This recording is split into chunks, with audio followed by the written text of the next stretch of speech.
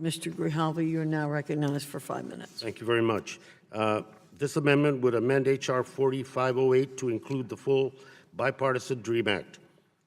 Congress needs to act immediately to pass the DREAM Act, a bipartisan, bicameral, widely supported piece of legislation that helps all of us in Congress fulfill our responsibility to hardworking and talented young people who are American in every way except on paper. Each day that Congress delays legislative action on the DREAM Act, 122 of these young people lose their DACA protection. Since September 5th, when Trump repealed the DACA order, that has been the rate, and we're approaching 12,000 individuals who have lost that protection that otherwise would have qualified. President Trump punted to Congress and asked for a legislative fix. Thus far, nothing from Congress and from the Republican leadership, nor any indication of anything at all. It should be noted that 1/5 of current DACA recipients are currently enrolled in higher education classes, and another third are in high school. However, if DACA ends March 8th without any legislative relief, they would not be able to complete any of their educational journeys or aspirations. I should be also noted the DACA executive order that Trump repealed, the criteria for eligibility included higher education, career education, and post-secondary training as one of the important eligibilities for DACA status.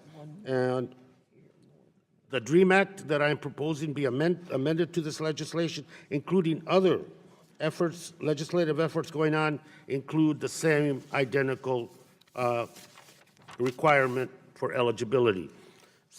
Stakeholders in higher education community have stated the urgent need for Congress to pass a permanent solution for the Dreamers without the numbing fear of arrest or deportation. Passing the DREAM Act is not just essential for students, but for teachers as well, and our education system. The United States would lose estimated 20,000 classroom teachers that are currently DACA protected, including many who are bilingual and who are role models in their own communities. This coming at a time when the loss is massive regarding teacher shortage across the country. Beyond teaching and inspiring our students, DACA recipients also serve as doctors in low-income communities and serve critical roles in our armed forces. The economy would take a huge hit if the DREAM Act is not passed. Estimates predict U.S. GDP would be reduced by $460 billion over 10 years, and 685,000 workers would be removed from the economy, and all 50 states would feel that. If DACA ends, experts estimate that over 1,700 jobs would be lost on a daily basis after March 8th. DACA offered these young people protection from deportation and the opportunity to work and apply and study and pursue their career goals and educational aspirations.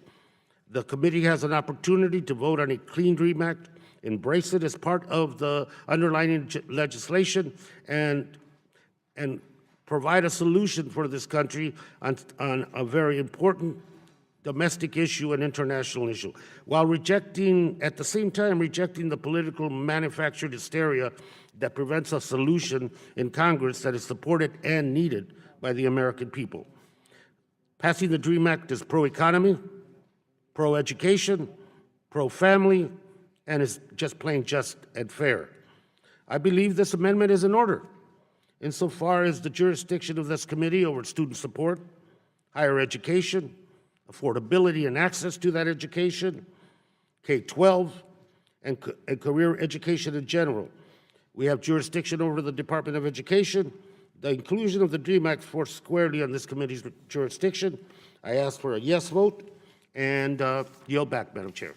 Opposition stems from the comments that they made at the end of my statement, that the DREAM Act in its totality as an amendment to this legislation falls squarely under the jurisdiction of this committee via college education, K-12, student support, and career education, and all the myriad of things that we are discussing in the legislation here today. It is consistent with this committee's jurisdiction, and I believe that your decision is not consistent with the jurisdiction of this committee, and the DREAM Act is. And with that, I appeal the ruling of the chair. Thank you. Madam Chairwoman?